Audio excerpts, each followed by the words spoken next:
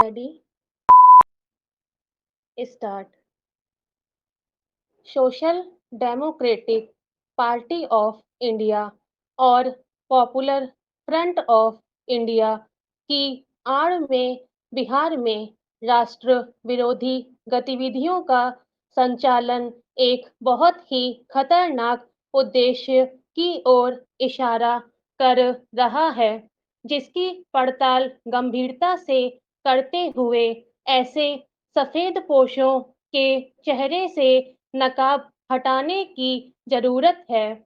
इन पर कड़ी से कड़ी कार्रवाई किए जाने की जरूरत है, क्योंकि यह देश की अस्मिता और सुरक्षा से जुड़ा सवाल है। बिहार के विभिन्न हिस्सों में ये लोग सामाजिक संगठन की आड़ में जिस तरह अपने मिशन को आगे बढ़ाते हुए समाज में नफरत और मतभेद पैदा करने की कोशिश कर रहे थे, उसे हल्के में कतई नहीं लिया जा सकता है। प्रारंभिक जांच में ही इनके संबंध विदेश से होने के भी प्रमाण मिले हैं, जो इस ओर इशारा कर रहे हैं कि देश में अस्थिरता और सांप्रदायिक उन्माद फैलने में ये किस तरह निर्देशित होते हुए भारत विरोधी ताकतों का सहयोगी बने हुए थे। आश्चर्य यह कि इतने दिनों से ये सक्रिय थे, पर इसके बारे में स्थानीय प्रशासन को भनक तक नहीं लगी।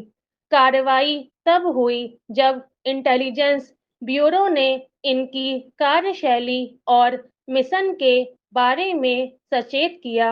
जब कार्रवाई शुरू हुई और इन संगठनों के सदस्य पकड़े गए हैं, तो चौंकाने वाले तथ्य सामने आए हैं, जिसमें देश के संविधान और संप्रभुता से खिलवाड़ का बहुत बड़ा षड्यंत्र सामने आया है।